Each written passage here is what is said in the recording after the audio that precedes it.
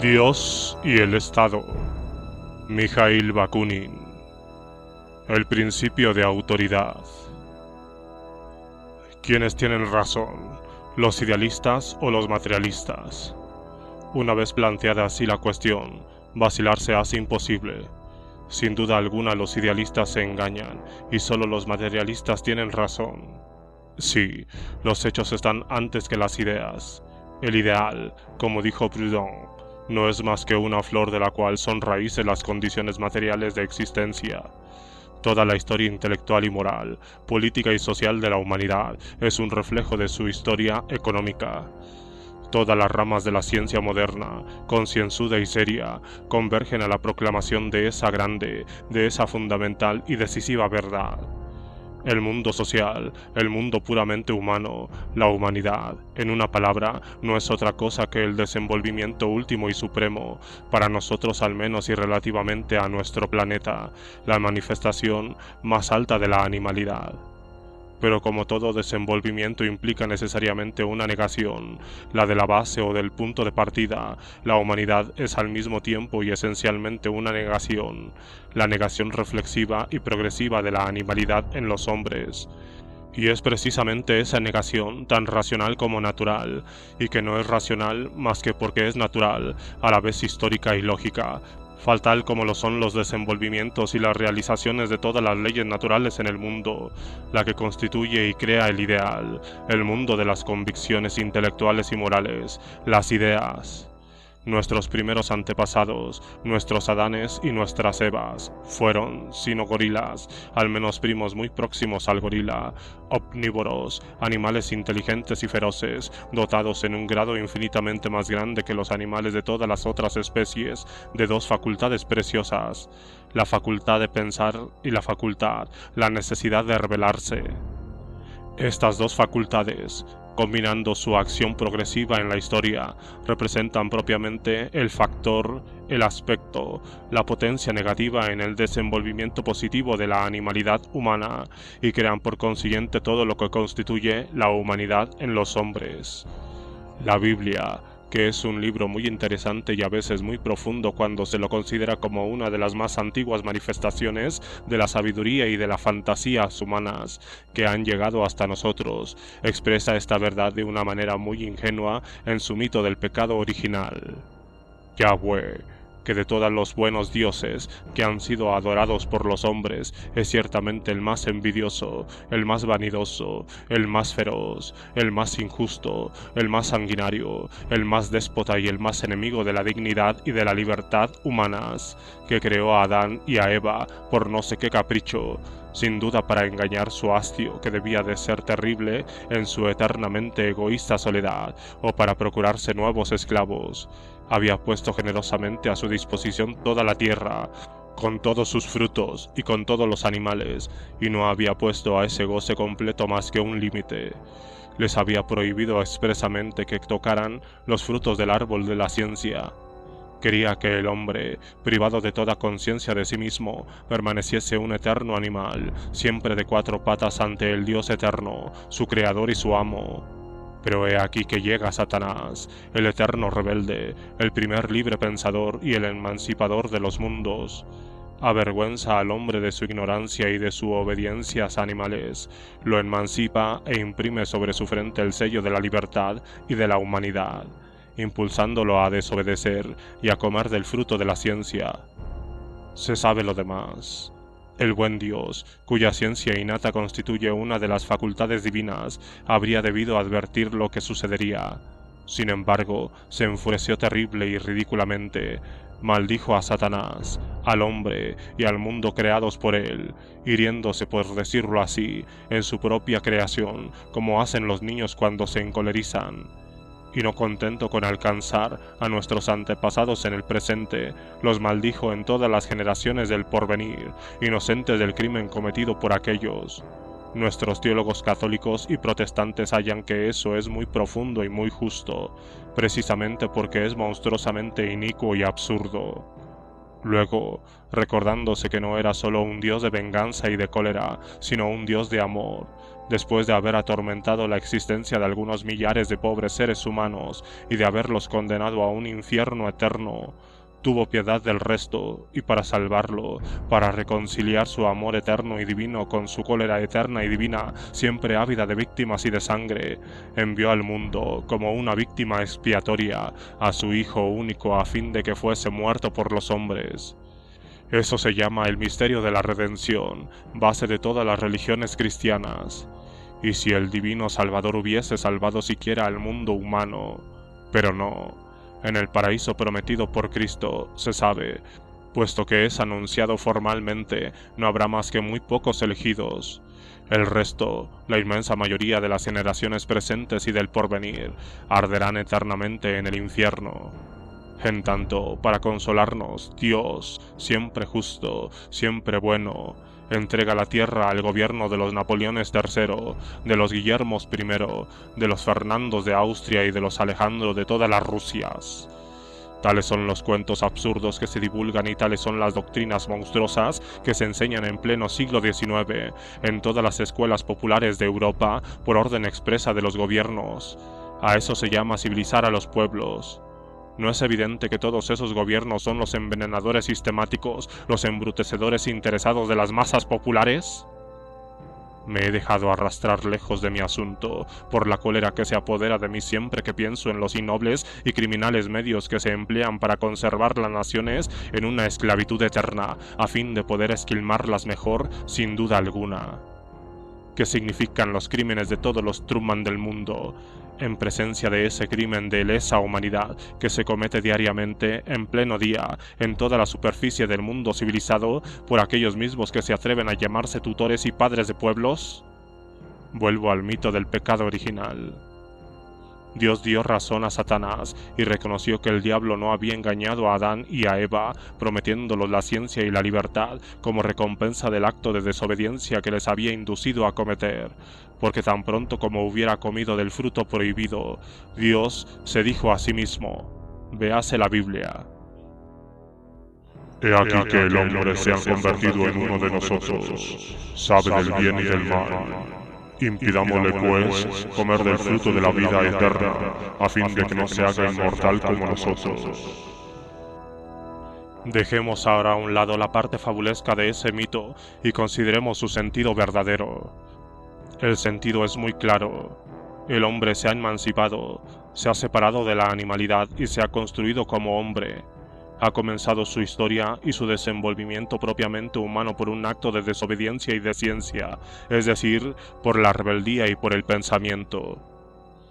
Tres elementos, o si queréis, tres principios fundamentales, constituyen las condiciones esenciales de todo desenvolvimiento humano, tanto colectivo como individual, en la historia. Primero, la animalidad humana. Segundo, el pensamiento. Y tercero, la rebeldía. A la primera corresponde propiamente la economía social y privada, a la segunda la ciencia y a la tercera la libertad. Los idealistas de todas las escuelas, aristócratas y burguesas, teólogos y metafísicos, políticos y moralistas, religiosos, filósofos o poetas, sin olvidar los economistas liberales, adoradores desenfrenados de lo ideal, como se sabe, se ofenden mucho cuando se les dice que el hombre, con toda su inteligencia magnífica, sus ideas sublimes y sus aspiraciones infinitas, no es, como todo lo que existe en el mundo, más que materia, más que un producto de esa vil materia. Podríamos responderles que la materia de que hablan los materialistas, materia espontánea y eternamente móvil, activa, productiva, materia química u orgánicamente determinada y manifestada por las propiedades o las fuerzas mecánicas, físicas, animales o inteligentes que le son inherentes por fuerza, no tiene nada en común con la vil materia de los idealistas. Esta última, producto de su falsa abstracción, es efectivamente un ser estúpido, inanimado, inmóvil, incapaz de producir la menor de las cosas, un caput mortuum, una rastrera imaginación opuesta a esa bella imaginación que llaman Dios, ser supremo ante el que la materia de ellos, despojada por ellos mismos de todo lo que constituye la naturaleza real, representa necesariamente el supremo nada. Han quitado a la materia la inteligencia, la vida, todas las cualidades determinantes, las relaciones activas o las fuerzas, el movimiento mismo sin el cual la materia no sería siquiera pesada, no dejándole más que la imponderabilidad y la inmovilidad absoluta en el espacio. Han atribuido todas esas fuerzas, propiedades y manifestaciones naturales al ser imaginario creado por su fantasía abstractiva.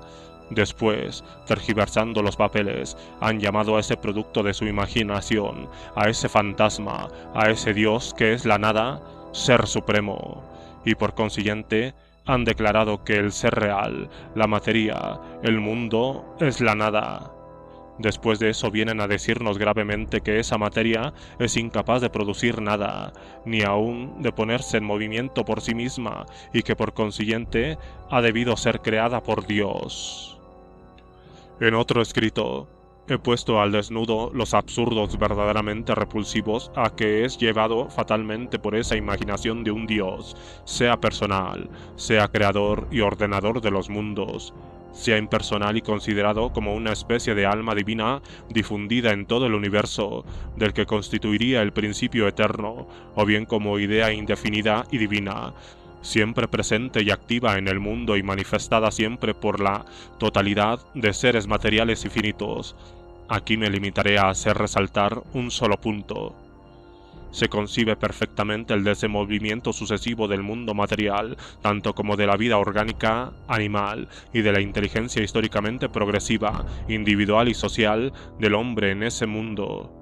Es un movimiento en absoluto natural de lo simple a lo compuesto, de abajo a arriba o de lo inferior a lo superior.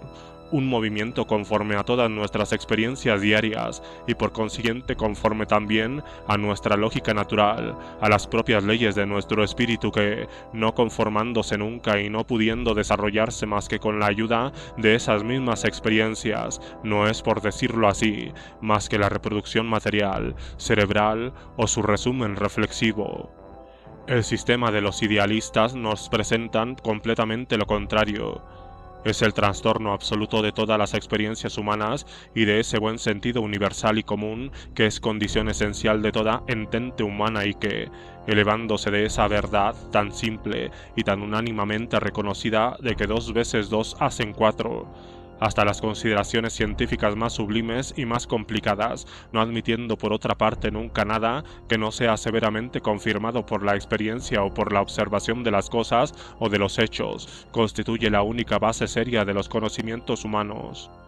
En lugar de seguir la vía natural de abajo a arriba, de lo inferior a lo superior, y de lo relativamente simple a lo más complicado, en lugar de acompañar prudente, racionalmente el movimiento progresivo y real del mundo llamado orgánico al mundo orgánico, vegetal, después animal y después especialmente humano, de la materia química o del ser químico a la materia viva o al ser vivo, y del ser vivo al ser pensante. Los idealistas, obsesionados, cegados e impulsados por el fantasma divino que han heredado de la teología, toman el camino absolutamente contrario. Proceden de arriba a abajo, de lo superior a lo inferior, de lo complicado a lo simple. Comienzan por Dios, sea como persona, sea como sustancia o idea divina, y el primer paso que dan es una terrible voltereta de las alturas sublimes del eterno ideal al fango del mundo material. De la perfección absoluta a la imperfección absoluta, del pensamiento al ser, o más bien del ser supremo a la nada. Cuando, cómo y por qué el ser divino, eterno, infinito, lo perfecto absoluto, probablemente hastiado de sí mismo, se ha decidido al salto mortale desesperado. He ahí lo que ningún idealista, ni teólogo, ni metafísico, ni poeta ha sabido comprender jamás él mismo ni explicar a los profanos. Todas las religiones pasadas y presentes y todos los sistemas de filosofía trascendente ruedan sobre ese único o inicuo misterio. Santos hombres, legisladores inspirados, profetas, mesías, buscaron en él la vida y no hallaron más que la tortura y la muerte. Como la esfinge antigua, los ha devorado porque no han sabido explicarlo. Grandes filósofos, desde Heráclito y Platón hasta Descartes, Spinoza, Leibniz, Kant, Fichte, Schelling y Hegel, sin hablar de los filósofos hindúes, han escrito montones de volúmenes y han creado sistemas tan ingeniosos como sublimes, en los cuales dijeron de paso muchas bellas y grandes cosas y descubrieron verdades inmortales, pero han dejado ese misterio, objeto principal de sus investigaciones trascendentes, tan insondable como lo había sido antes de ellos. Pero puesto que los esfuerzos gigantes, como de los más admirables genios que el mundo conoce, y que durante 30 siglos al menos, han emprendido siempre de nuevo ese trabajo de Sísifo, no han culminado sino en la mayor incomprensión aún de ese misterio, podremos esperar que nos será descubierto hoy por las especulaciones rutinarias de algún discípulo pedante de una metafísica artificiosamente recalentada, y eso en una época en que todos los espíritus vivientes y serios se han desviado de esa ciencia explicable, surgida de una transacción, históricamente explicable sin duda, entre la irracionalidad de la fe y la sana razón científica. Es evidente que este terrible misterio es inexplicable, es decir, que es absurdo, porque lo absurdo es lo único que no se puede explicar. Es evidente que el que tiene necesidad de él para su dicha, para su vida, debe renunciar a su razón y, volviendo si puede a la fe ingenua, ciega, estúpida, repetir con Tertuliano y con todos los creyentes sinceros estas palabras que resumen la quinta esencia misma de la teología: credo quia absurdum. Entonces toda discusión cesa y no queda más que la estupidez triunfante de la fe. Pero entonces se promueve también otra cuestión: ¿cómo puede nacer en un hombre inteligente e instruido la necesidad de creer en ese misterio? Que la creencia en un Dios creador, ordenador y juez, amo, maldiciente, salvador y bienhechor del mundo se haya conservado en el pueblo, y sobre todo en las poblaciones rurales, mucho más aún que en el proletariado de las ciudades, nada más natural. El pueblo, desgraciadamente, es todavía muy ignorante, y es mantenido en su ignorancia por las fuerzas sistemáticos de todos los gobiernos, que consideran esa ignorancia, no sin razón, como una de las condiciones más esenciales de su propia potencia. Aplastado por su trabajo cotidiano, privado de ocio, de comercio intelectual, de lectura, en fin, de casi todos los medios y de una buena parte de los estimulantes que desarrollan la reflexión en los hombres, el pueblo acepta muy a menudo sin crítica y en conjunto las tradiciones religiosas que, envolviéndolo desde su nacimiento en todas las circunstancias de su vida y artificialmente mantenidas en su seno por una multitud de envenenadores oficiales de toda especie, sacerdotes y laicos, se transforman en él en una suerte de hábito mental y moral, demasiado a menudo más poderoso que su buen sentido natural. Hay otra razón que explica y que legitima en cierto modo las creencias absurdas del pueblo. En la situación miserable a que se encuentra fatalmente condenado por la organización económica de la sociedad en los países más civilizados de Europa, reducido intelectual y moralmente tanto como en su condición material, al mínimo de una existencia humana, encerrado en su vida como un prisionero en su prisión, sin horizontes, sin salida, sin porvenir mismo. Si se cree a los economistas, el pueblo debería tener el alma singularmente estrecha y el instinto achatado de los burgueses para no experimentar la necesidad de salir de ese estado, pero para eso no hay más que 3 medios, 2 de ellos ilusorios y el tercero real. Los 2 primeros son el burdel y la iglesia, el libertinaje del cuerpo y el libertinaje del alma. El tercero es la revolución social, de donde concluyo que esta última únicamente, mucho más al menos que todas las propagandas teóricas de los librepensadores, será capaz de destruir hasta los mismos rastros de las creencias religiosas y de los hábitos de desarreglo en el pueblo, creencias y hábitos que están más íntimamente ligados de lo que se piensa. y que, sustituyendo los goces a la vez ilusorios y brutales de ese libertinaje corporal y espiritual, por los goces tan delicados como reales de la humanidad plenamente realizada en cada uno de nosotros y en todos, la revolución social únicamente tendrá el poder de cerrar al mismo tiempo todos los burdeles y todas las iglesias. Hasta entonces, el pueblo, tomado en masa, creerá, y si no tiene razón para creer, tendrá al menos el derecho. Hay una categoría de gentes que, si no cree, debe al menos aparentar que cree. Son todos los atormentadores, todos los opresores y todos los explotadores de la humanidad. Sacerdotes, monarcas, hombres de Estado, hombres de guerra, financistas públicos y privados, funcionarios de todas las especies, políticos, carceleros y verdugos, monopolizadores, capitalistas, empresarios y propietarios, abogados, economistas, políticos de todos los colores, hasta el último comerciante, todos repetirán al unísono estas palabras de Voltaire: si Dios no existiese, habría que inventarlo. Porque, comprenderéis, es preciso una religión para el pueblo. Eso es la válvula de seguridad.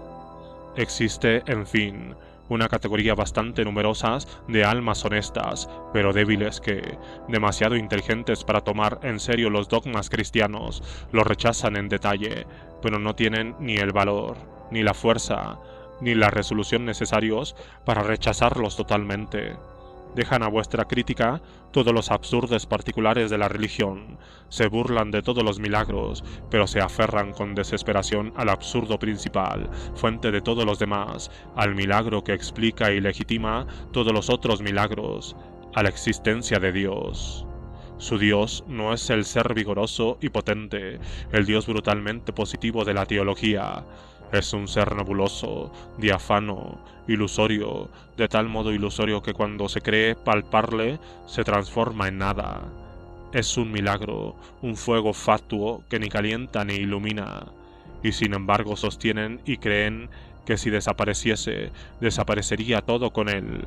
Son almas inciertas, enfermizas, desorientadas en la civilización actual, que no pertenecen ni al presente ni al porvenir.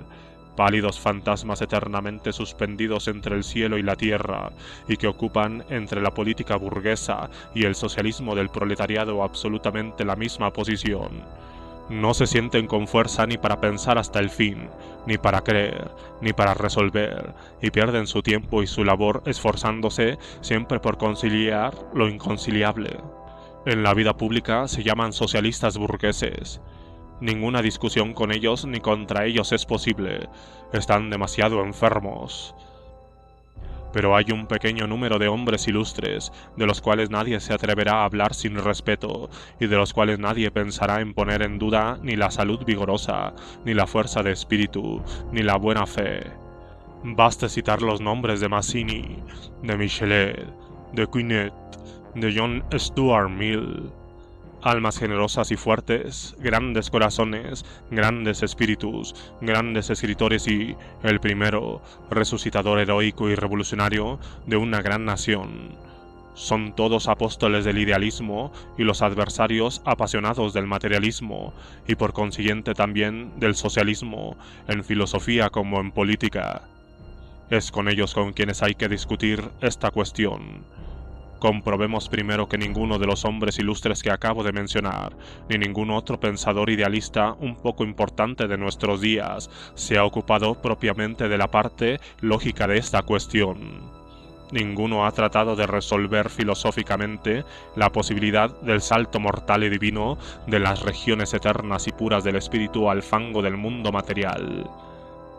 Tienen temor a abordar esa insoluble contradicción y desesperan de resolverla después de que han fracasado los más grandes genios de la historia, o bien la han considerado como suficientemente resuelta ya.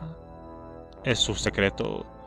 El hecho es que han dejado a un lado la demostración teórica de la existencia de un Dios, y que no han desarrollado más que las razones y las consecuencias prácticas de ella. Han hablado de ella todos como de un hecho universalmente aceptado y como tal imposible de convertirse en objeto de una duda cualquiera, limitándose por toda prueba a contrastar la antigüedad y la universalidad misma de la creencia en Dios. Esta unanimidad imponente, según la opinión de muchos hombres y escritores ilustres, y para no citar sino los más renombrados de ellos, según la opinión elocuentemente expresada de Joseph de Maestri y del gran patriota italiano Giuseppe Mazzini, vale más que todas las demostraciones de la ciencia. Y si la lógica de un pequeño número de pensadores consecuentes y aún muy poderosos, pero aislados, le es contraria, tanto peor, dicen ellos, para esos pensadores y para su lógica, porque el consentimiento general, la adopción universal y antigua de una idea han sido considerados en todos los tiempos como la prueba más victoriosa de su verdad. El sentimiento de todo el mundo, una convicción que se encuentra y se mantiene siempre en todas partes, no podría engañarse.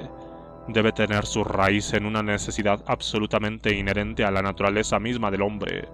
Y puesto que ha sido comprobado que todos los pueblos pasados y presentes han creído y creen en la existencia de Dios, es evidente que los que tienen la desgracia de dudar de ella, cualquiera que sea la lógica que los haya arrastrado a esa duda, son excepciones anormales, monstruos. Así pues, la antigüedad y la universalidad de una creencia serían, contra toda la ciencia y contra toda lógica, una prueba suficiente e irreductible de su verdad. ¿Y por qué? Hasta el siglo de Copérnico y de Galileo, todo el mundo había creído que el Sol daba vueltas alrededor de la Tierra. ¿No se engañó todo el mundo? ¿Hay cosas más antigua y más universal que la esclavitud? La antropofagia quizá. Desde el origen de la sociedad histórica hasta nuestros días hubo siempre y en todas partes explotación del trabajo forzado de las masas, esclavas, siervas o asalariadas, por alguna minoría dominante, opresión de los pueblos por la Iglesia y por el Estado. Es preciso concluir que esa explotación y esa opresión sean necesidades absolutamente inherentes a la existencia misma de la sociedad humana. He ahí ejemplos que muestran que la argumentación de los abogados del buen Dios no prueba nada. Nada es en efecto tan universal y tan antiguo como lo inicuo y lo absurdo.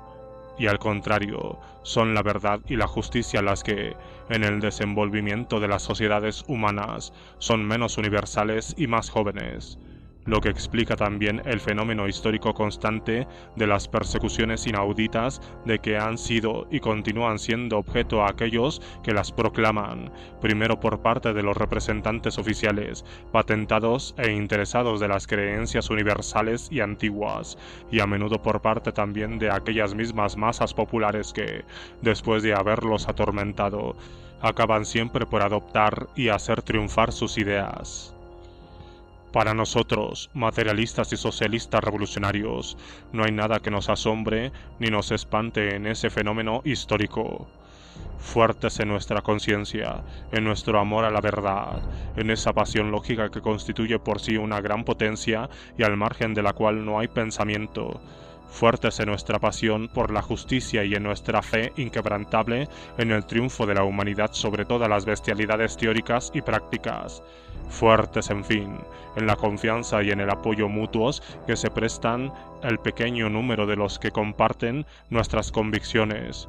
Nos resignamos por nosotros mismos todas las consecuencias de ese fenómeno histórico en el que vemos la manifestación de una ley social tan natural, tan necesaria y tan invariable como todas las demás leyes que gobiernan el mundo. Esta ley es una consecuencia lógica, inevitable, del origen animal de la sociedad humana. Ahora bien, frente a todas las pruebas científicas, psicológicas, históricas que se han acumulado en nuestros días, tanto como frente a los hechos de los alemanes, conquistadores de Francia, que dan hoy una demostración tan brillante de ello, no es posible verdaderamente dudar de la realidad de ese origen. Pero desde el momento que se acepta ese origen animal del hombre, se explica todo. La historia se nos aparece entonces como la negación revolucionaria, ya sea lenta, apática, adormecida, ya sea apasionada y poderosa, del pasado. Consiste precisamente en la negación progresiva de la animalidad primero del hombre por el desenvolvimiento de su humanidad. El hombre, animal feroz, primo del gorila, ha partido de la noche profunda del instinto animal para llegar a la luz del espíritu, lo que explica de una manera completamente natural todas sus divagaciones pasadas y nos consuela en parte de sus errores presentes. Ha partido de la esclavitud animal y después de atravesar su esclavitud divina, terminó transitorio entre su animalidad y su humanidad. Marcha hoy a la conquista y a la realización de su libertad humana, de donde resulta que la antigüedad de una creencia, de una idea, lejos de probar algo en su favor, debe, al contrario, hacernos la sospechosa, porque detrás de nosotros está nuestra animalidad y ante nosotros la humanidad. Y la luz humana, la única que puede calentarnos e iluminarnos, la única que puede emanciparnos, nos hace dignos, libres, dichosos, y la realización de la fraternidad entre nosotros no está al principio, sino relativamente a la época en que se vive, al fin de la historia. No miremos, pues, nunca atrás. Miremos siempre hacia adelante, porque adelante está nuestro sol y nuestra salvación. Y si es permitido, si es útil, necesario volvernos, en vista del estudio de nuestro pasado, no es más que para comprobar lo que hemos sido y lo que no debemos ser más, lo que hemos creído y pensado, y lo que no debemos creer ni pensar más, lo que hemos hecho y lo que no debemos volver a hacer. Eso por lo que se refiere a la antigüedad.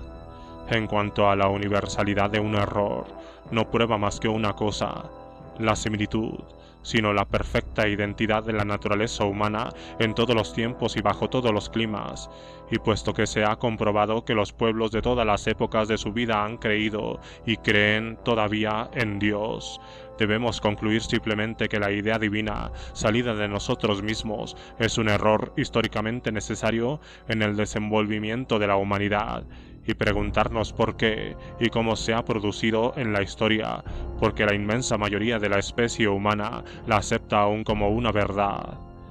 En tanto que no podamos darnos cuenta de la manera como se produjo la idea de un mundo sobrenatural y divino, y cómo ha debido fatalmente producirse en el desenvolvimiento histórico de la conciencia humana, podremos estar científicamente convencidos del absurdo de esa idea, pero no llegaremos a destruirla nunca en la opinión de la mayoría. En efecto, no estaremos en condiciones de atacarla en las profundidades mismas del ser humano, donde ha nacido y, condenados a una lucha estéril, sin salida y sin fin, deberemos contentarnos siempre con combatirla solo en la superficie, en sus innumerables manifestaciones, cuyo absurdo, apenas derribado por los golpes del sentido común, renacerá inmediatamente bajo una forma nueva y no menos insensata. En tanto que persista la raíz de todos los absurdos que atormentan al mundo, la creencia en Dios permanecerá intacta, no cesará de echar nuevos retoños. Es así como en nuestros días, en ciertas regiones de la más alta sociedad, el espiritismo tiende a instalarse sobre las ruinas del cristianismo. No solo en interés de las masas, es en el de la salvación de nuestro propio espíritu que debemos esforzarnos en comprender la génesis histórica de la idea de Dios, la sucesión de las causas que desarrollaron y produjeron esta idea en la conciencia de los hombres. Podremos decirnos y creernos ateos, en tanto que no hayamos comprendido esas causas, nos dejaremos dominar más o menos por los clamores de esa conciencia universal de que no habremos sorprendido el secreto, y, vista la debilidad natural del individuo, aún del más fuerte ante la influencia omnipotente del medio social que lo rodea, correremos siempre el riesgo de volver a caer tarde o temprano, y de una manera o de otra, en el abismo del absurdo religioso. Los ejemplos de esas conversiones vergonzosas son frecuentes en la sociedad actual. He dicho ya la razón práctica principal del poder ejercido aún hoy por las creencias religiosas sobre las masas. Estas disposiciones místicas no denotan tanto en sí una aberración del espíritu como un profundo descontento del corazón.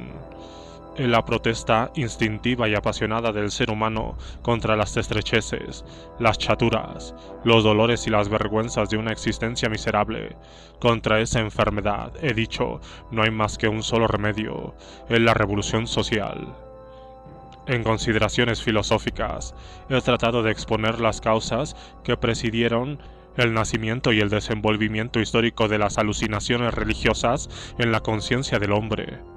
Aquí no quiero tratar esta cuestión de la existencia de un Dios, o del origen divino del mundo y del hombre, más que desde el punto de vista de su utilidad moral y social, y sobre la razón teórica de esta creencia no diré más que pocas palabras, a fin de explicar mejor mi pensamiento. Todas las religiones, con sus dioses, sus semidioses y sus profetas, sus mesías y sus santos, han sido creadas por la fantasía crédula de los hombres, no llegados aún al pleno desenvolvimiento y a la plena posesión de sus facultades intelectuales. En consecuencia de lo cual, el cielo religioso no es otra cosa que un milagro donde el hombre, exaltado por la ignorancia y la fe, vuelva a encontrar su propia imagen, pero agrandada y trastocada, es decir, divinizada. La historia de las religiones, la del nacimiento, de la grandeza y de la decadencia de los dioses que se sucedieron en la creencia humana, no es nada más que el desenvolvimiento de la inteligencia y de la conciencia colectiva de los hombres.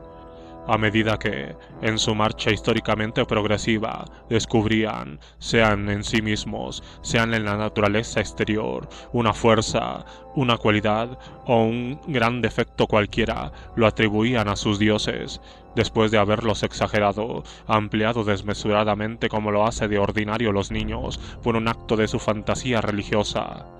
Gracias a esa modestia y a esa piadosa generosidad de los hombres creyentes y crédulos, el cielo se ha enriquecido con los despojos de la tierra y, por una consecuencia necesaria, cuanto más rico se volvía el cielo, más miserable se volvía la tierra. Una vez instalada la divinidad, fue proclamada naturalmente la causa, la razón, el arbitrio y el dispensador absoluto de todas las cosas. El mundo no fue ya nada, la divinidad lo fue todo. Y el hombre, su verdadero creador, después de haberla sacado de la nada sin darse cuenta, se arrodilló ante ella, la adoró y se proclamó su criatura y su esclavo. El cristianismo es, precisamente, la religión por excelencia, porque expone y manifiesta en su plenitud la naturaleza, la propia esencia de todo sistema religioso, que es el empobrecimiento, el sometimiento, el aniquilamiento de la humanidad en beneficio de la divinidad. Siendo Dios todo, el mundo real y el hombre no son nada. Siendo Dios la verdad, la justicia, el bien, lo bello, la potencia y la vida, el hombre es la mentira, la iniquidad, el mal, la fealdad, la impotencia y la muerte. Siendo Dios el amo, el hombre es el esclavo. Incapaz de hallar por sí mismo la justicia, la verdad y la vida eterna, no puede llegar a ellas más que mediante una revelación divina. Pero quien dice revelación, dice reveladores, mesías, profetas, sacerdotes y legisladores inspirados por Dios mismo. Y una vez reconocidos aquellos como representantes de la divinidad en la tierra, como los santos institutores de la humanidad, elegidos por Dios mismo para dirigirla por la vía de la salvación, deben ejercer necesariamente un poder absoluto. Todos los hombres les deben una obediencia ilimitada y pasiva, porque contra la razón divina no hay razón humana, y contra la justicia de Dios no hay justicia terrestre que se mantenga. Esclavos de Dios, los hombres deben serlo también de la Iglesia y del Estado, en tanto que este último es consagrado por la Iglesia. He ahí lo que el cristianismo comprendió mejor que todas las religiones que existen o que han existido, sin exceptuar las antiguas religiones orientales que, por lo demás, no han abarcado más que pueblos distintos y privilegiados, mientras que el cristianismo tiene la pretensión de abarcar la humanidad entera. Y he ahí lo que, de todas las sectas cristianas, solo el catolicismo romano ha proclamado y realizado con una consecuencia rigurosa. Es por eso que el cristianismo es la religión absoluta, la última religión, y la Iglesia apostólica y romana, la única consecuente, legítima y divina. Que no desplazca a los metafísicos y a los idealistas religiosos, filósofos, políticos o poetas. La idea de Dios implica la abdicación de la razón humana y de la justicia humana. es la negación más decisiva de la libertad humana y lleva necesariamente a la esclavitud de los hombres, tanto en teoría como en la práctica. A menos de creer la esclavitud y el envilecimiento de los hombres, como lo quieren los jesuitas, como lo quieren los monjes, los pietistas o los metodistas protestantes, no debemos hacer la menor concesión ni al Dios de la teología, ni al de la metafísica, porque en ese alfabeto místico, el que comienza por decir A, deberá fatalmente acabar diciendo Z, y el que quiere adorar a Dios debe, sin hacerse ilusiones pueriles, renunciar bravamente a su libertad y a su humanidad. Si Dios existe, el hombre es esclavo. Ahora bien, el hombre puede y debe ser libre, por consiguiente, Dios no existe. Desafío a cualquiera que sea a salir de ese círculo, y ahora que se elija. Es necesario recordar cuánto y cómo embrutecen y corrompen las religiones a los pueblos. Matan ellos la razón, ese instrumento principal de la emancipación humana, y lo reduce a la imbecilidad, condición esencial de su esclavitud. Deshonran el trabajo humano y hacen de él un signo y una fuente de servidumbre. Matan la noción y el sentimiento de la justicia humana, haciendo inclinar siempre la balanza del lado de los pícaros triunfantes, objetos privilegiados de la gracia divina. Matan la altivez y la dignidad, no protegiendo más que a los que se arrastran y a los que se humillan. Ahogan en el corazón de los pueblos todo sentimiento de fraternidad humana, llenándolo de crueldad divina. Todas las religiones son crueles, todas están fundadas en la sangre, porque todas reposan principalmente sobre la idea del sacrificio, es decir, sobre la inmolación perpetua de la humanidad a la insaciable venganza de la divinidad. En ese sangriento misterio, el hombre es siempre la víctima y el sacerdote, hombre también, pero hombre privilegiado por la gracia, es el divino verdugo. Eso nos explica por qué los sacerdotes de todas las religiones, los monjes, los más humanos, los más suaves, tienen casi siempre en el fondo de su corazón, y si no en el corazón, en su imaginación, en el espíritu, y se sabe la influencia formidable que una y otro ejercen sobre el corazón de los hombres, porque hay, digo, en los sentimientos de todo sacerdote algo de cruel y de sanguinario. Todo esto, nuestros ilustres idealistas contemporáneos lo saben mejor que nadie.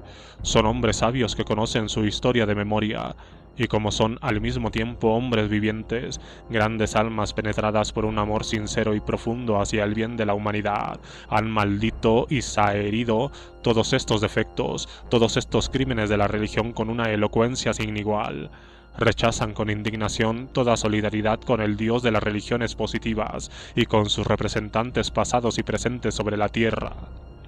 El Dios que adoran o que creen adorar se distingue precisamente de los dioses reales de la historia, en que no es un Dios positivo, ni determinado de ningún modo, ya sea teológico, ya sea metafísicamente. No es ni el ser supremo de Robespierre, ni de Rousseau, ni el Dios panteísta de Spinoza, ni siquiera el Dios a la vez trascendente e inmanente y muy equivocado de Hegel. Se cuidan bien de darle una determinación positiva cualquiera, sintiendo que toda determinación lo sometería a la acción disolvente de la crítica. No dirán de él si es un Dios personal o impersonal, si ha creado o si no ha creado el mundo. No hablarán siquiera de su divina providencia. Todo eso podría comprometerlos. Se contentarán con decir Dios y nada más. Pero, ¿qué es su Dios? No es siquiera una idea, es una aspiración. Es el hombre genérico de todo lo que les parece grande, bueno, bello, noble, humano. Pero, ¿por qué no dicen entonces hombre? Ah, es que el rey Guillermo de Prusia y Napoleón III y todos sus semejantes son igualmente hombres, y ahí lo que los embaraza mucho. La humanidad real nos presenta el conjunto de todo lo que hay más sublime, de más bello y de todo lo que hay de más vil y de más monstruoso en el mundo. ¿Cómo salir de ese atolladero? Llaman a lo uno divino y a lo otro bestial, representándose la divinidad y la animalidad como los dos polos entre los cuales se coloca la humanidad. No quieren o no pueden comprender que esos tres términos no forman más que uno y que si se les separa, se les destruye. No son fuertes en la lógica y se diría que la desprecian. Es eso lo que los distingue de los metafísicos y deístas, y lo que imprime a sus ideas el carácter de un idealismo práctico, sacando mucho menos sus inspiraciones del desenvolvimiento severo de un pensamiento que de las experiencias, diré casi de las emociones, tanto históricas y colectivas como individuales de la vida. Eso da a su propaganda una apariencia de riqueza y de potencia vital, pero una apariencia solamente porque la vida misma se hace estéril cuando se paraliza por una contradicción lógica. La contradicción es esta: quieren a Dios y quieren a la humanidad. Se obstinan en poner juntos esos dos términos que, una vez separados, no pueden encontrarse de nuevo más que para destruirse recíprocamente. Dicen de un tirón: Dios y la libertad del hombre, Dios y la dignidad, la justicia, la igualdad, la fraternidad y la prosperidad de los hombres, sin preocuparse de la lógica fatal conforme a la cual, si Dios existe, todo es condenado a la no existencia, porque si Dios existe, es necesariamente el amo eterno, supremo, absoluto, y si ese amo existe, el hombre es esclavo. Pero si es esclavo, no hay para él ni justicia, ni igualdad, ni fraternidad, ni prosperidad posibles. Podrán, contrariamente al buen sentido y a todas las experiencias de la historia, representarse a su Dios animado del más tierno amor por la libertad humana. Un amo, haga lo que quiera y por liberal que quiera mostrarse, no deja de ser un amo, y su existencia implica necesariamente la esclavitud de todo lo que se encuentra por debajo de él. Por consiguiente, si Dios existiese, no habría para él más que un solo medio de servir a la libertad humana, el de dejar de existir. Amantes y envidiosos de la libertad humana, y considerándola como la condición absoluta de todo lo que adoramos y respetamos en la humanidad, doy vuelta a la frase de Voltaire y digo: si Dios existiese realmente, habría que hacerlo desaparecer. La severa lógica que me dictan estas palabras es demasiado evidente para que tenga necesidad de desarrollar más esta argumentación, y me parece imposible que los hombres ilustres a quienes mencioné, tan célebres y tan justamente respetados, no hayan sido afectados por ella y no se hayan percatado de la contradicción en que caen al hablar de Dios y de la libertad humana a la vez. Para que lo hayan pasado por alto, ha sido preciso que hayan pensado que esa inconsecuencia o que esa negligencia lógica era prácticamente necesaria para el bien mismo de la humanidad. Quizá también, al hablar de la libertad como de una cosa que es para ellos muy respetable y muy querida, la comprenden de otro modo a como nosotros la entendemos, nosotros, materialistas y socialistas revolucionarios. En efecto, no hablan de ella sin añadir inmediatamente otra palabra, la de autoridad. Una palabra y una cosa que detestamos de todo corazón. ¿Qué es la autoridad? Es el poder inevitable de las leyes naturales que se manifiestan en el encadenamiento y en la sucesión fatal de los fenómenos, tanto del mundo físico como del mundo social.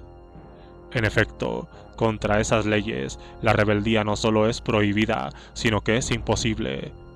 Podemos desconocerlas o no conocerlas siquiera, pero no podemos desobedecerlas, porque constituyen la base y las condiciones mismas de nuestra existencia.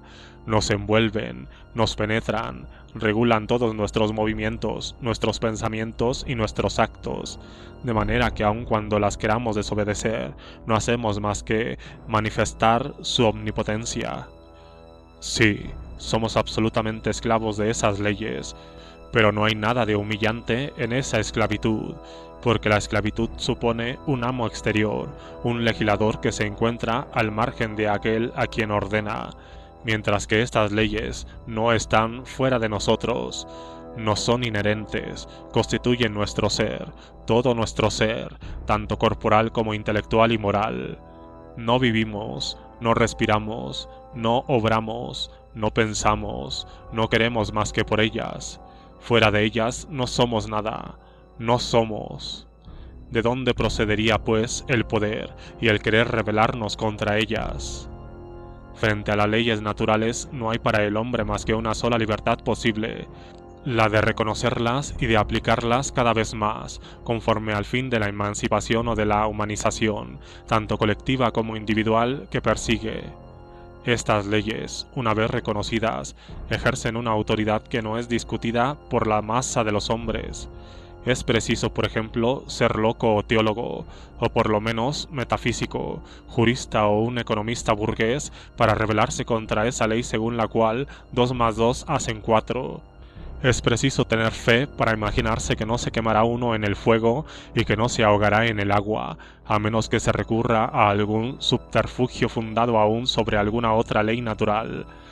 Pero esas rebeldías, o más bien esas tentativas o esas locas imaginaciones de una rebeldía imposible, no forman más que una excepción bastante rara. Porque en general se puede decir que la masa de los hombres en su vida cotidiana se deja gobernar de una manera casi absoluta por el buen sentido, lo que equivale a decir por la suma de las leyes generalmente reconocidas. La gran desgracia es que una gran cantidad de leyes naturales ya constatadas como tales por la ciencia permanezcan desconocidas para las masas populares, gracias a los cuidados de esos gobiernos titulares que no existen, como se sabe, más que para el bien de los pueblos. Hay otro inconveniente. La mayor parte de las leyes naturales inherentes al desenvolvimiento de la sociedad humana, que son también necesarias, invariables, fatales, como las leyes que gobiernan el mundo físico, no han sido debidamente comprobadas y reconocidas por la ciencia misma. Una vez que hayan sido reconocidas primero por la ciencia y que la ciencia, por medio de un amplio sistema de educación y de instrucción populares, las haya hecho pasar a la conciencia de todos, la cuestión de la libertad estará perfectamente resuelta. Los autoritarios más recalcitrantes deben reconocer que entonces no habrá necesidad de organización, ni de dirección, ni de legislación política.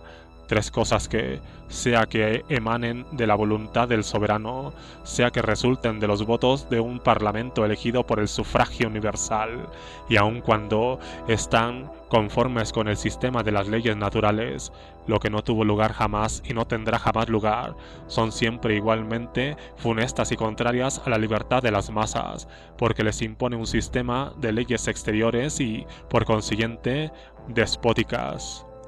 La libertad del hombre consiste únicamente en esto, que obedece a las leyes naturales porque las reconoce él mismo como tales y no porque le haya sido impuestas exteriormente por una voluntad extraña, divina o humana cualquiera, colectiva o individual. Suponed una academia de sabios, compuesta por los representantes más ilustres de la ciencia. Suponed que esa academia sea encargada de la legislación, de la organización de la sociedad y que, solo inspirándose en el puro amor a la verdad, no le dicta más que leyes absolutamente conformes a los últimos descubrimientos de la ciencia. Y bien, yo pretendo que esa legislación y esa organización serán una monstruosidad, y esto por 2 razones. La primera, porque la ciencia humana es siempre imperfecta necesariamente, y comparando lo que se ha descubierto con lo que queda por descubrir, se puede decir que está todavía en la cuna.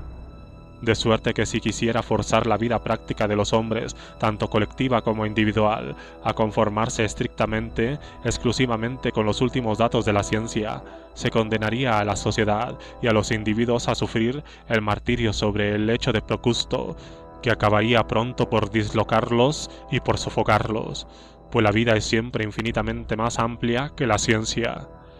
La segunda razón es esta: una sociedad que obedeciera a la legislación de una academia científica, no porque hubiera comprendido su carácter racional por sí mismo, en cuyo caso la existencia de la academia sería inútil, sino porque tal legislación, emanada de esa academia, se impondría en nombre de una ciencia venerada sin comprenderla.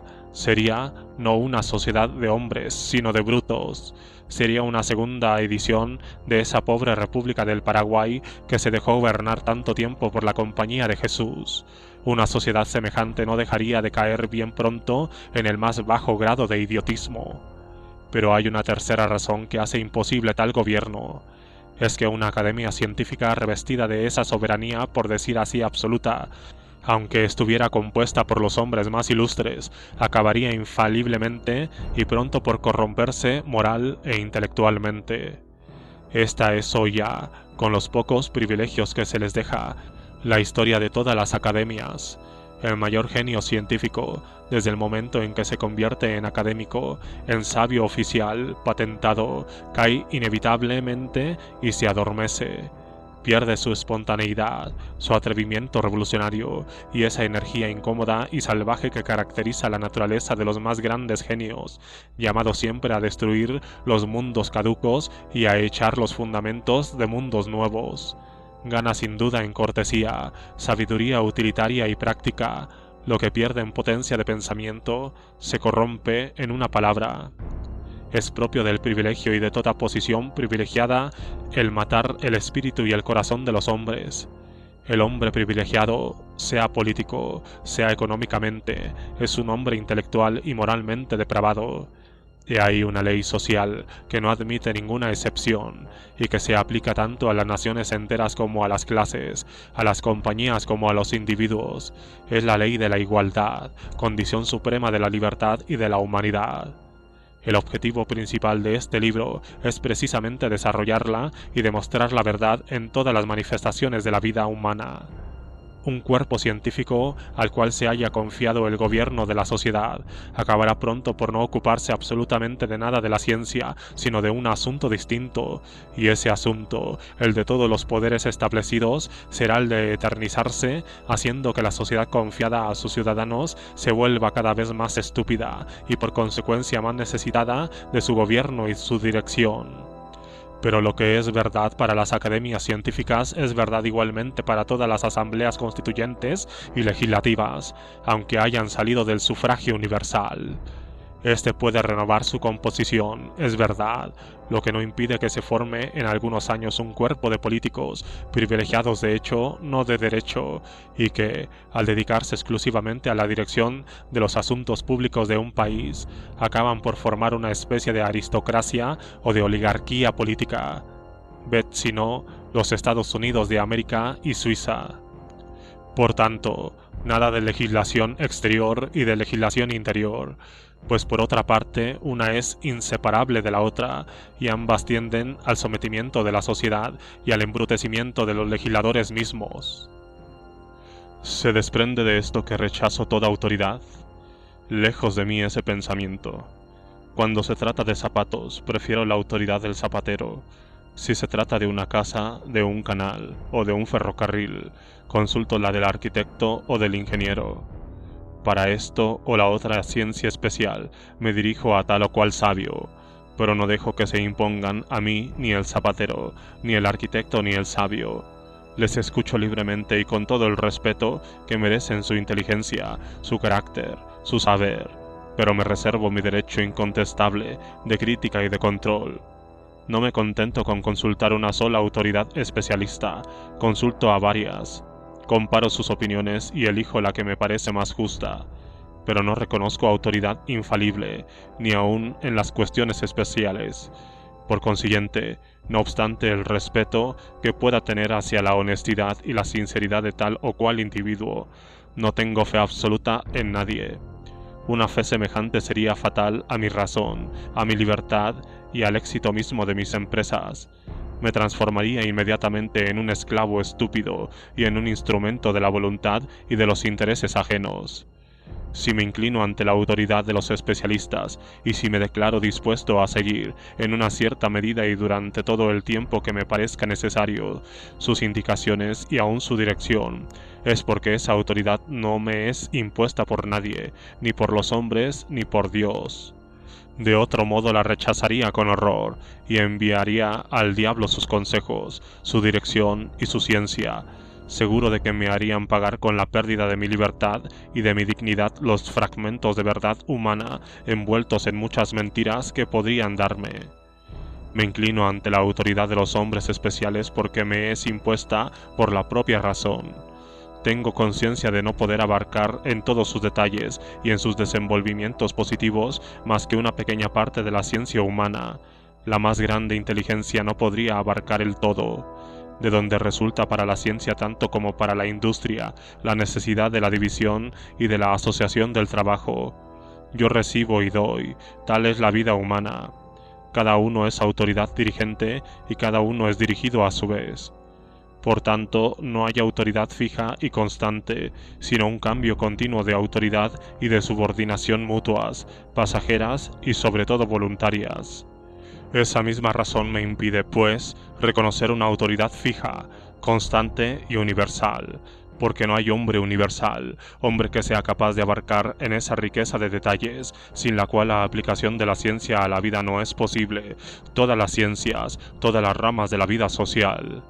Y si una tal universalidad pudiera realizarse en un solo hombre y quisiera prevalecer de ella para imponerse su autoridad, habría que expulsar a ese hombre de la sociedad, porque su autoridad reduciría inevitablemente a todos los demás a la esclavitud y a la imbecilidad. No pienso que la sociedad deba maltratar a los hombres de genio como ha hecho hasta el presente, pero no pienso tampoco que deba engordarlos demasiado, ni concederles sobre todo privilegios o derechos exclusivos de ninguna especie, y esto por 3 razones.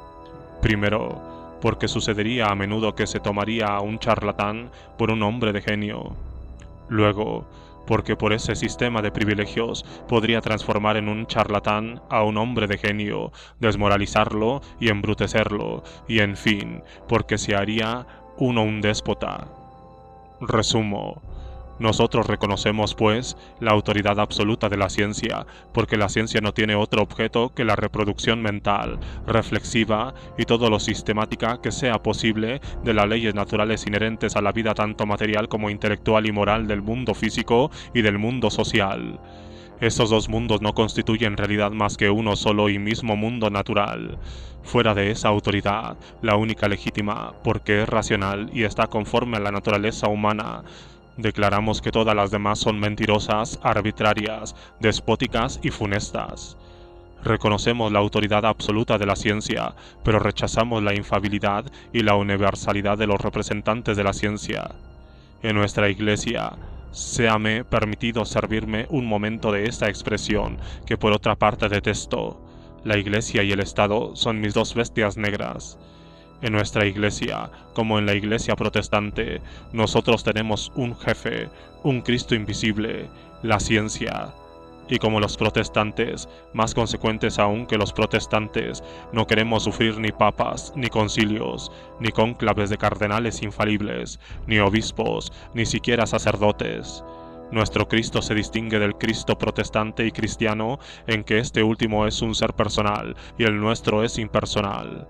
El Cristo cristiano, realizado ya en un pasado eterno, se presenta como un ser perfecto, mientras que la realización y el perfeccionamiento de nuestro Cristo, de la ciencia, está siempre en el porvenir, lo que equivale a decir que no se realizarán jamás. No reconociendo la autoridad absoluta más que de la ciencia absoluta, no comprometemos de ningún modo nuestra libertad.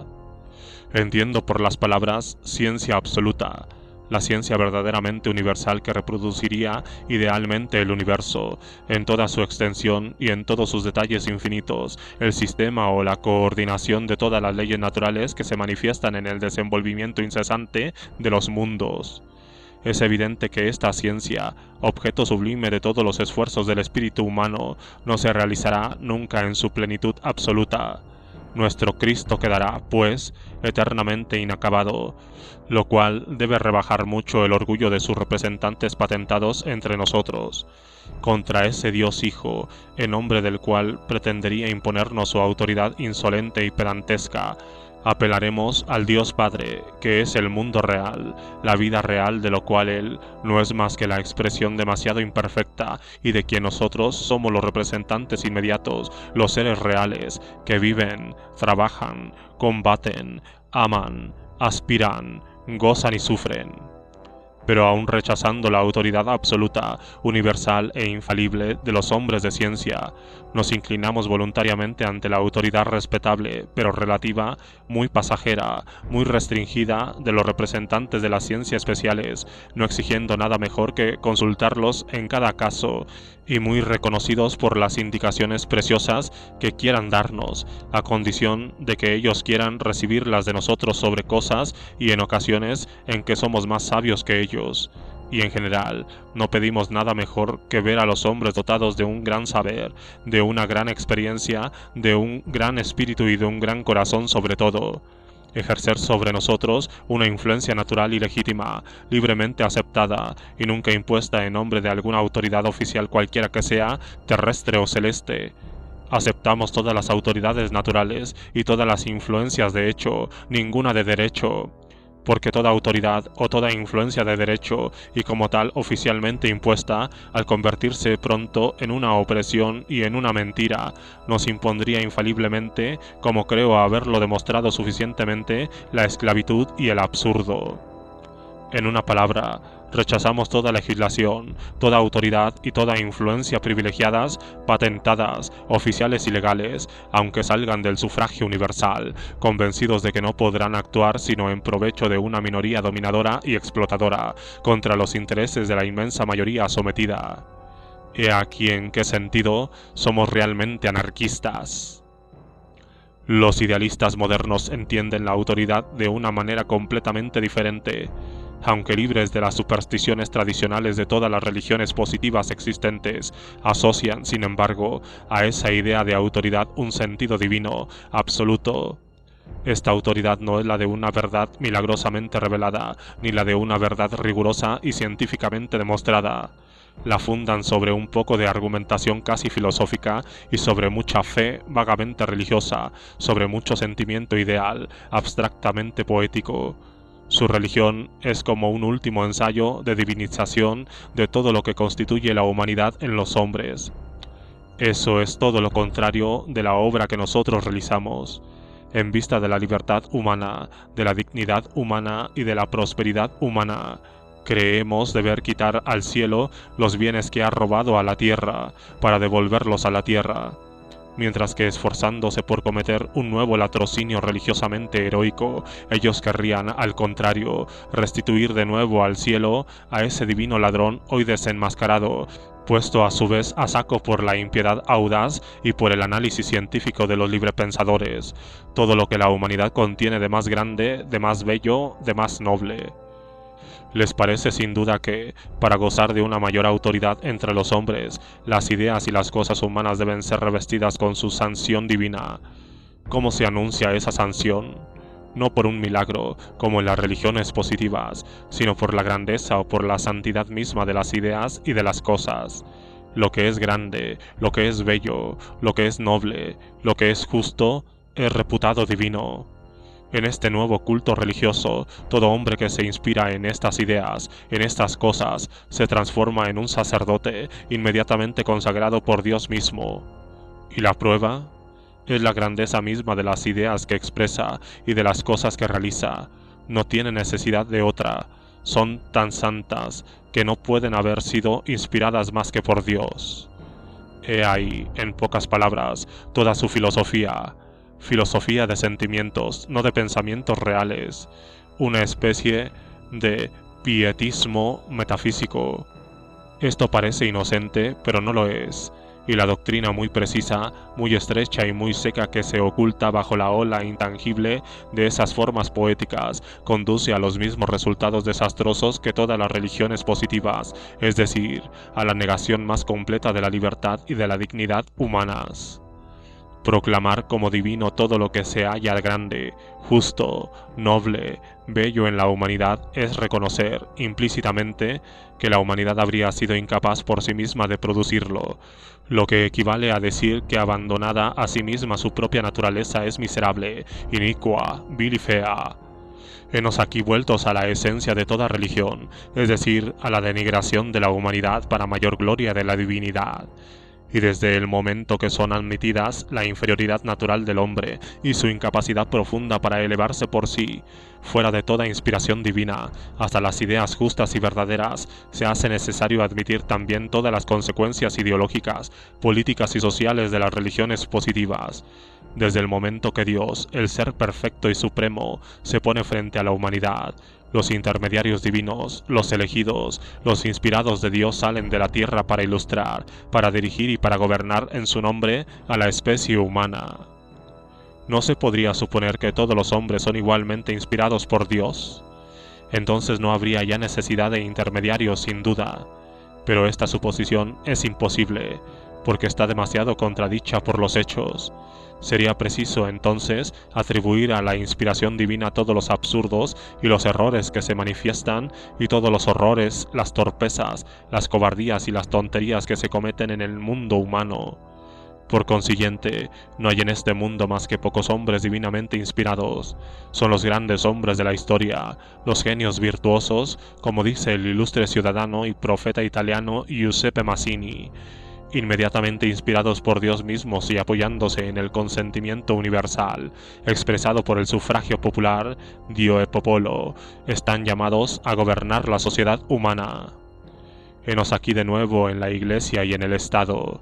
Es verdad que en esa organización nueva, establecida, como todas las organizaciones políticas antiguas, por la gracia de Dios, pero apoyadas esta vez, al menos en la forma, a guisa de concesión necesaria al espíritu moderno, y como en los preámbulos de los decretos imperiales de Napoleón III sobre la voluntad ficticia del pueblo, la Iglesia no se llamará ya Iglesia, se llamará escuela.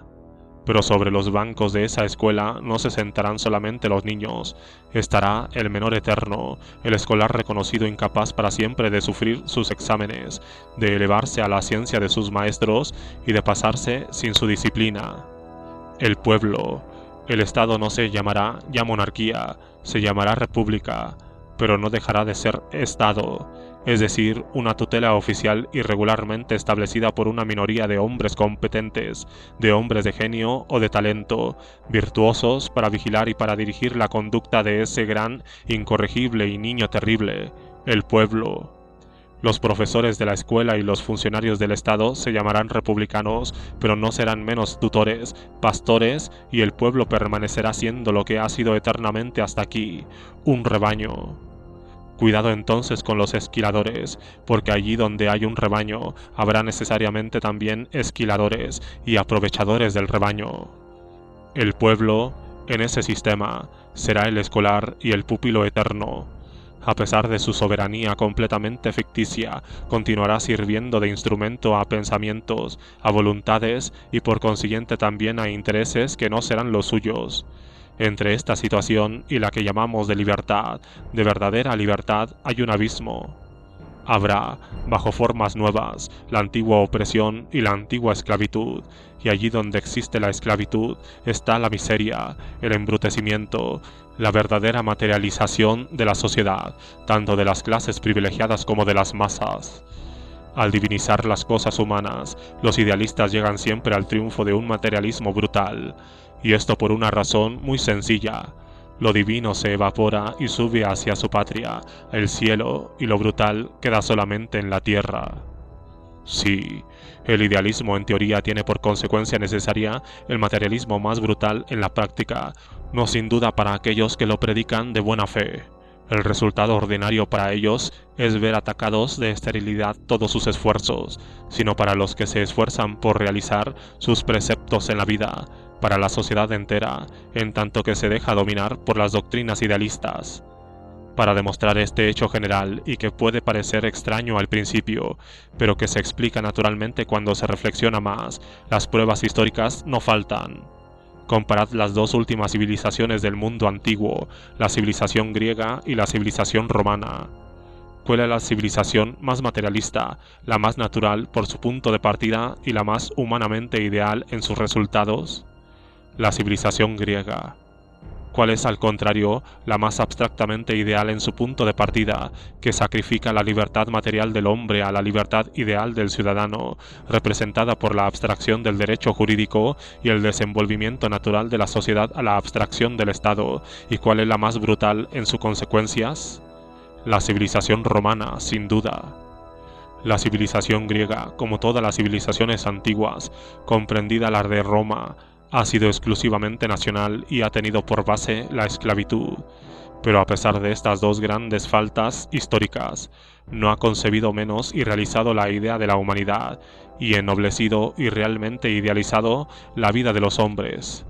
Ha transformado los rebaños humanos en asociaciones libres de hombres libres, ha creado las ciencias, las artes, una poesía, una filosofía inmortales y las primeras nociones del respeto humano por la libertad.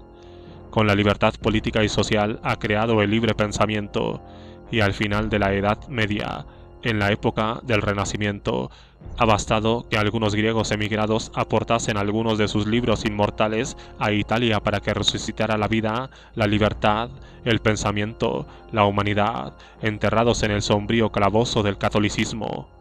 La emancipación humana, he ahí el nombre de la civilización griega, y el nombre de la civilización romana es la conquista con todas sus brutales consecuencias, y su última palabra, la omnipotencia de los césares, es el envilecimiento y la esclavitud de las naciones y de los hombres. Y hoy aún, ¿qué es lo que mata? ¿Qué es lo que aplasta brutalmente, materialmente, en todos los países de Europa, la libertad y la humanidad? Es el triunfo del principio cesarista o romano. Comparad ahora dos civilizaciones modernas, la civilización italiana y la civilización alemana. La primera representa, sin duda, en su carácter general, el materialismo. La segunda representa, al contrario, todo lo que hay de más abstracto, de más puro y de más trascendente en idealismo. Veamos cuáles son los frutos prácticos de una y de otra. Italia ha prestado ya inmensos servicios a la causa de la emancipación humana. Fue la primera que resucitó y que aplicó ampliamente el principio de la libertad en Europa y que dio a la humanidad sus títulos de nobleza. La industria, el comercio, la poesía, las artes, las ciencias positivas, el libre pensamiento. Aplastada después por 3 siglos de despotismo imperial y papal, y arrastrada al lodo por su burguesía dominante, aparece hoy, es verdad, muy decaída en comparación con lo que ha sido.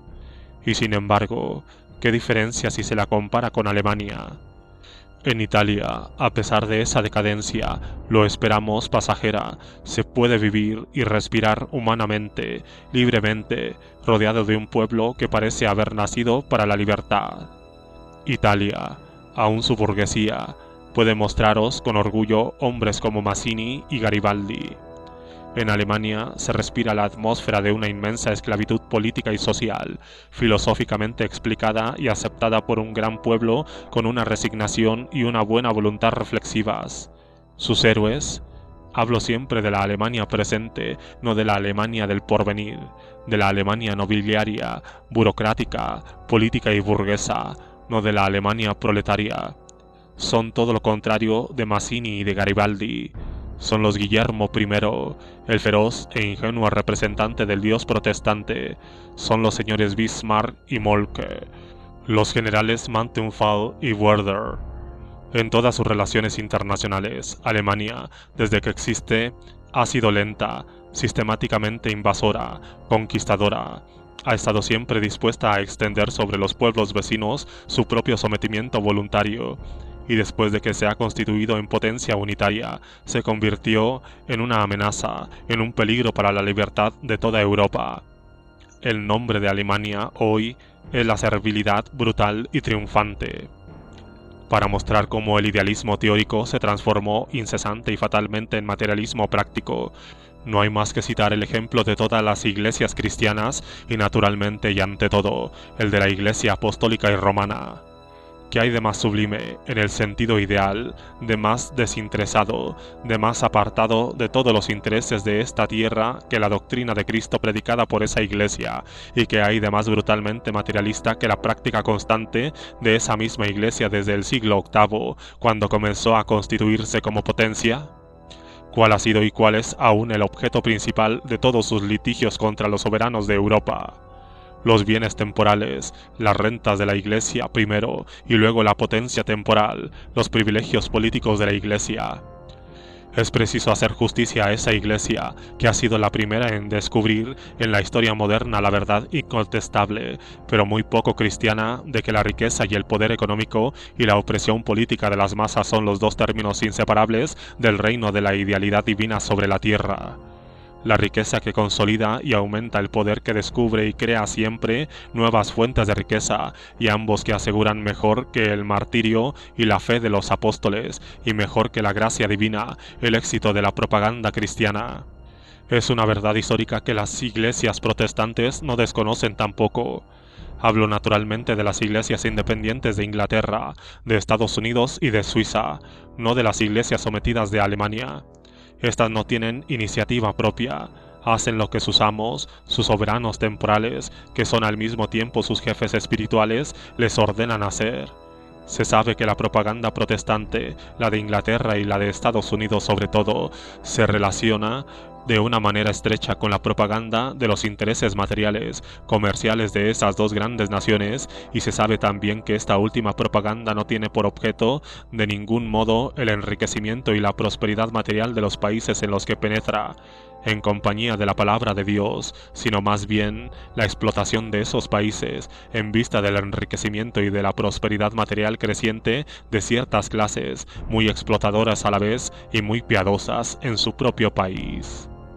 En una palabra, no es difícil probar con la historia en la mano que la Iglesia, en todas las iglesias, cristianas y no cristianas, junto a su propaganda espiritualista y probablemente para acelerar y consolidar su éxito, no han descuidado jamás la organización de grandes compañías para la explotación económica de las masas, del trabajo de las masas bajo la protección y con la bendición directas y especiales de una divinidad cualquiera, que todos los estados que, en su origen, como se sabe, no han sido, con todas sus instituciones políticas y jurídicas y sus clases dominantes y privilegiadas, nada más que sucursales temporales de esas iglesias, no han tenido igualmente por objeto principal más que esa misma explotación en beneficio de las minorías laicas, indirectamente legitimadas por la Iglesia, y que generalmente la acción del buen Dios y de todos los idealistas divinos sobre la tierra han culminado por fin, siempre y en todas partes, en la fundación del materialismo próspero del pequeño número sobre el idealismo fanático y constantemente excitado de las masas. Lo que vemos hoy es una prueba nueva, con excepción de esos grandes corazones y de esos grandes espíritus extraviados que he nombrado. ¿Quiénes son hoy los defensores más encarnizados del idealismo? Primeramente todas las cortes soberanas. En Francia fueron Napoleón III y su esposa Eugenia. Son todos sus ministros de otro tiempo, cortesanos y exmariscales.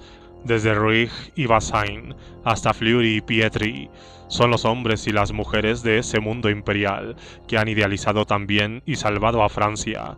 Son esos periodistas y esos sabios, los Cassagnat, los Girardi, los Duverduy, los Gillot, los Leverrier, los Dumas.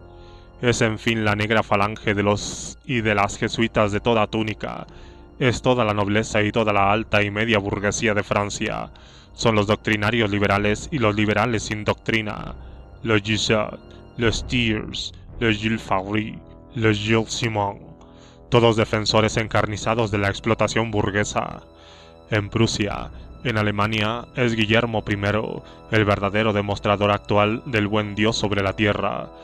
Son todos los generales, todos sus oficiales, pomerianos y otros, todo su ejército que, fuerte en su fe religiosa, acaba de conquistar a Francia de la manera ideal que se sabe.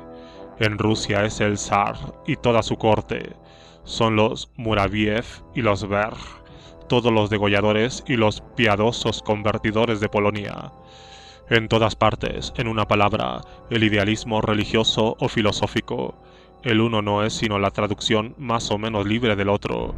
Sirve de bandera a la fuerza sanguinaria y brutal, a la explotación material desvergonzada.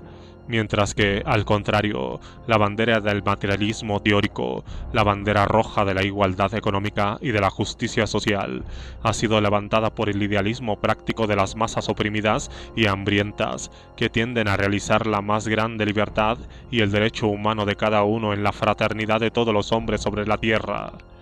Quienes son los verdaderos idealistas, no los idealistas de la abstracción, sino de la vida, no del cielo, sino de la tierra, y quienes son los materialistas.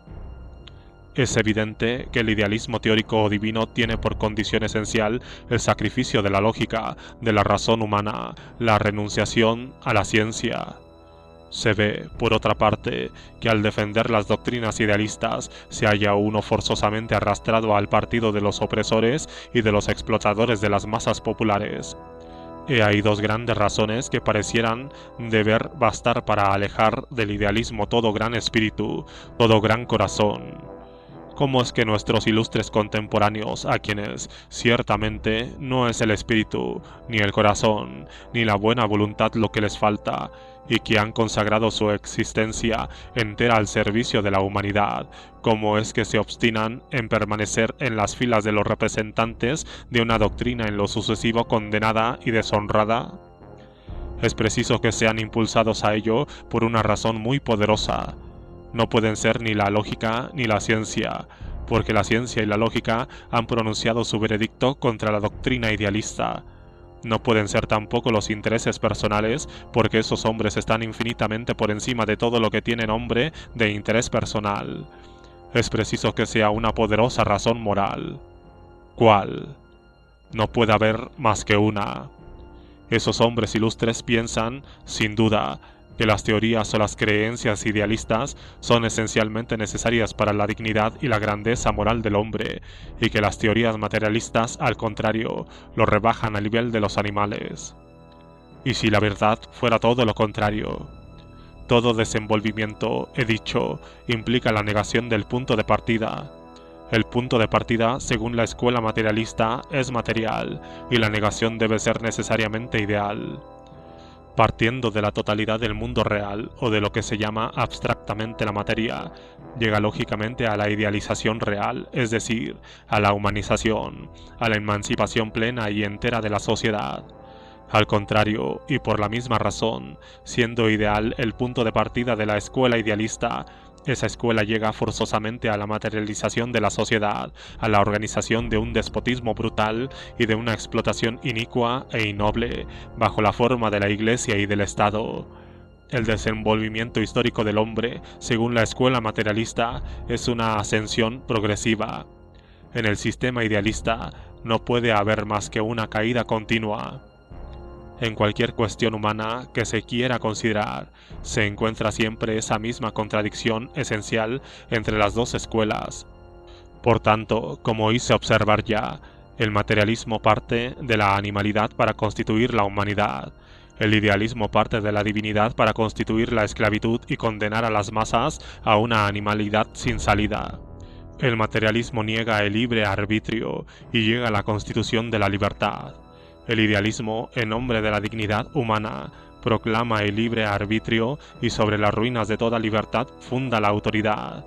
El materialismo rechaza el principio de autoridad porque lo considera, con mucha razón, como el colorario de la animalidad, y al contrario, el triunfo de la humanidad, que según él es el fin y el sentido principal de la historia, no es realizable más que por la libertad. En una palabra, en toda cuestión hallaréis a los idealistas en flagrante delito siempre de materialismo práctico, mientras que al contrario veréis a los materialistas perseguir y realizar las aspiraciones, los pensamientos más ampliamente ideales.